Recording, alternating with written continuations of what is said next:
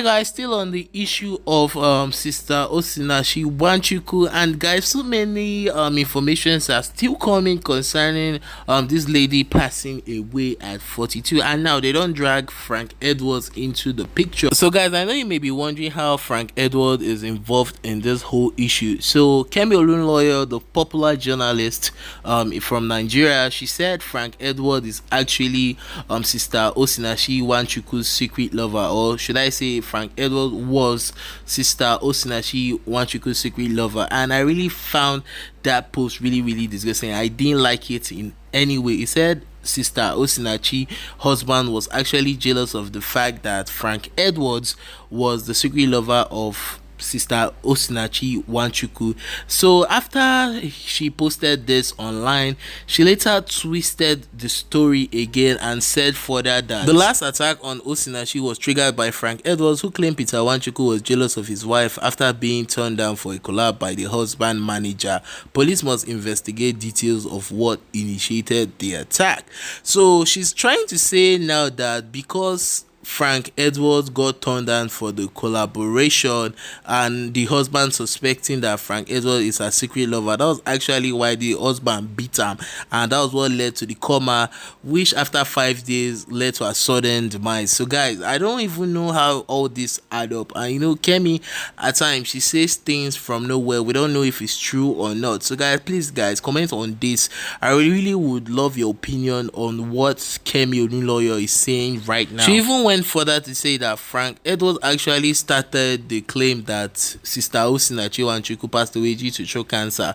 It said that it wasn't her husband that passed that information, according to some of late sister Osinachi Nwachukwu's family members. They say Frank Edwards claims Peter Nwachukwu, which is sister Osinachi Nwachukwu's husband, was jealous of him wanting to do a music collaboration with his wife, but Frank Edwards wasn't bold enough to confront Peter Nwachukwu about the way they beat his wife and all that. So honestly, this matter it really gets as it be, and I think these claims are not really backed by facts. Like there's no evidence of what Kemi Olunloyo is saying, but as the story unfolds, we'll find out the truth eventually. So guys, ever since this incident of the passing away of late sister Osinachi Nwachukwwu, there have been many women coming up to speak on this domestic violence matter. When we say they sup right now for the whole world, like there's nowhere they don't talk about this. Like it's something that needed to be talked about, but I'm just surprised that they waited this long to really emphasize on this matter of all these pastors when we say go they advise wives and husbands about staying in a relationship when we say they toxic. Like if it's not working, like they said, you should just leave. And this popular minister of the gospel, sister Felix Adejumo, came out to say some things about the passing away of late sister Osinachi Nwachukwwu. She really enlightened many of us, and including myself, and she also seek the opinion of some women about the issue of this domestic violence matter. I will play the video footage of how she say talk all these things, and guys, I'll see you towards the end of this video. I went online and I saw the story of this lady Osinachi that just died, and the woman in me, the mother in me, the big sister in me jumped on this call. Thank you, you can hear me, thank you. And that's what I want us to quickly talk about. Now, I've never met this lady, and I checked online and I found the story of this lady that composed Ekwueme, You Are the Living God. Oh. That song was a hit. That song blessed us and is still blessing us. Marriage is not what completes you as a person. There may be pastors and imams that will disagree, but it does not matter. I base my life on the Bible. God is very interested in you. Your marriage relationship and any other relationship is secondary.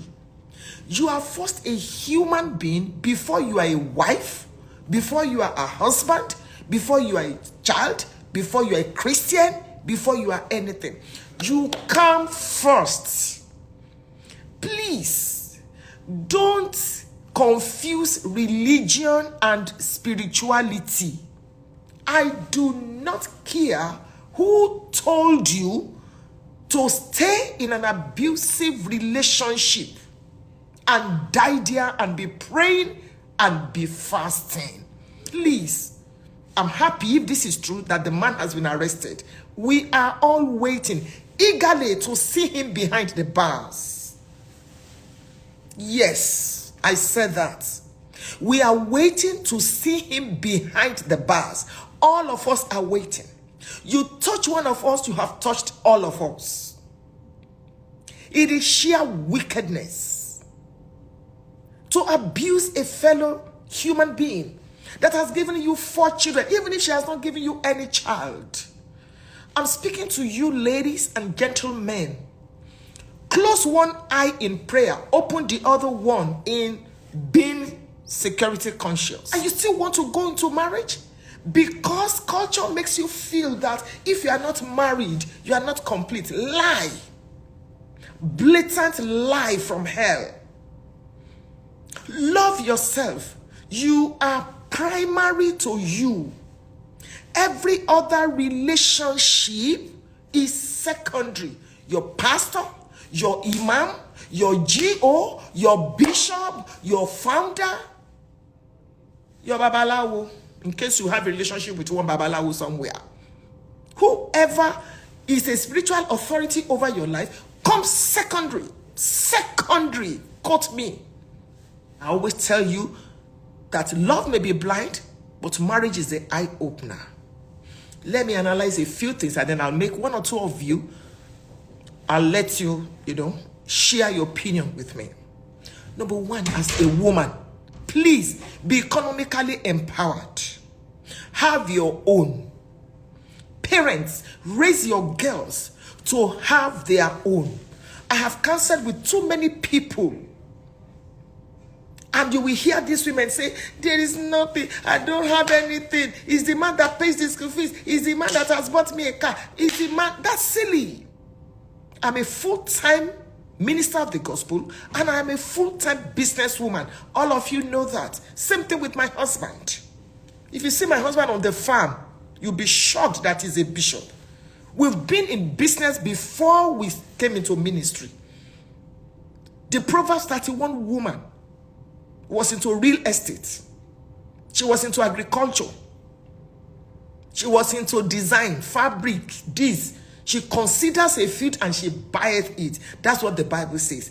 I notice that is the starting point. Do something with your life. So that, because every human being is a psychologist, so that your life, the totality of your life, will not be dependent on the man. In case that lady now has parents, who will ever replace her in her parents' life? Do something with your life. Get some money for yourself that is not dependent on how your spouse feels. Times have changed. Times have changed. Say, I'm a full-time housewife. Oh, it doesn't matter. Yes, I understand that there are some women that they are full-time housewifery because of their situation.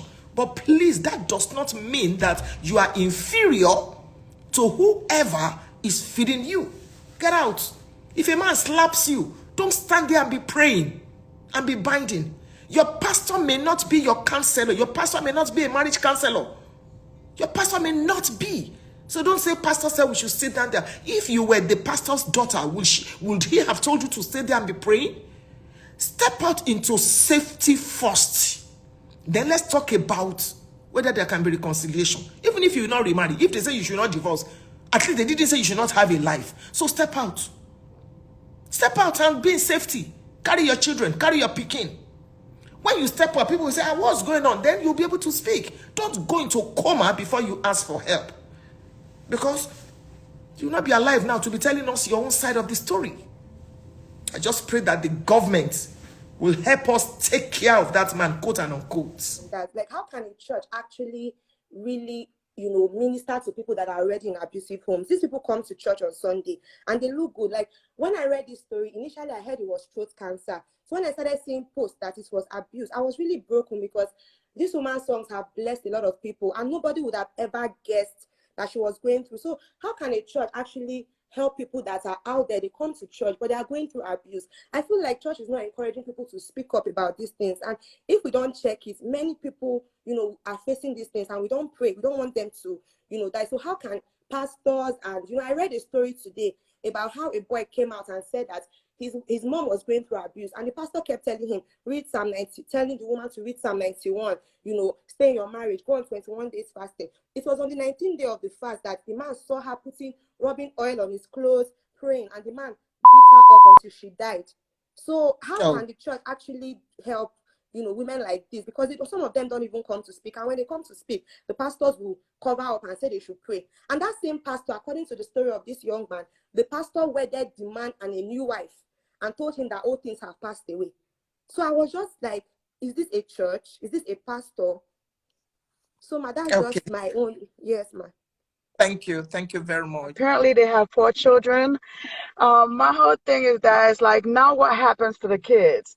When you're abusing the mom, you got to take into consideration that not only is she the mother of your child, but whatever happens to the mother, now the kids are going to be exposed to so many different things, because you're not thinking about not only yourself and the person you're hurting, but now the offsprings that you guys have brought into the situation. Now they're also going to be exposed to danger. They're going to be exposed to so many things. So my heart really breaks for her. May her soul rest in peace.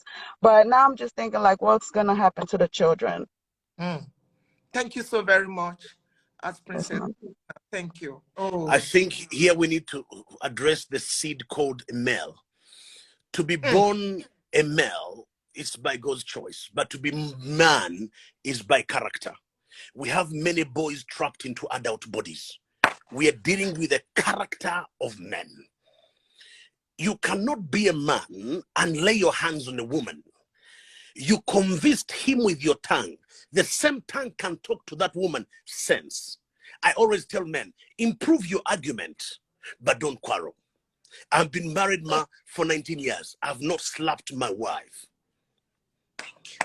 19 years. And I thank God for that. The problem here, we have people who have spiritualized everything in church. We have failed to address the character in church. We have looked at offering. We have looked at opportunities. We have looked at these men who have money, come and sit in front. They can not open even their Bible to their business partners. We have people in church. We have turned the church into entertainment. We have locked Christianity into a place that is not a place of divine glory. And because of that, the church has lost more authority, even pastors, to teach their people, because themselves have been put into a place of compromise. He's scared if he talk to John, he'll leave the church. He's the one bring the big tithe instead of saving his soul. Teach your men how to be men. And if you cannot teach them how to be men, invite mama, invite other men of God to sharpen men, to know how they can walk, how a man can be clean in a home, how he can groom up, how he can walk out, how he can live peace at home and find peace where he wants to work. Mama, I thank you. And I don't know if I've told you, you are my model. I love you. I believe in you. I've been following you for the last 6 years. 6 full years. There are men there God has kept to lift you. There are men God has built to lift you. And don't give up. Don't say everything is bad. No. You just met one of the rotten ones. There are great men outside there who love God. God bless, Mama. Came on IG Live today. I'm so sorry to say, let him go to jail. Go to jail. I don't want to say let him rot there. Let him become an evangelist there. I thank God for the honor of hosting all of you today. God bless you. Please have a fantastic night. We'll continue this discussion until it is published on rooftops. You touch one woman, you have touched all of us. God bless you. Have a great I beg night. ladies out there, when I don't hear waiting this woman talk, make una just take this advice strongly. If the situation gets too bad, I beg me una just jackpot. I say carry your bag, carry your purse, make they run, they go, guys. I'll keep you updated on this matter. Just make sure you subscribe to the channel. It's been your boy America Jameson, and guys, I'll see you in another one. Bye for now.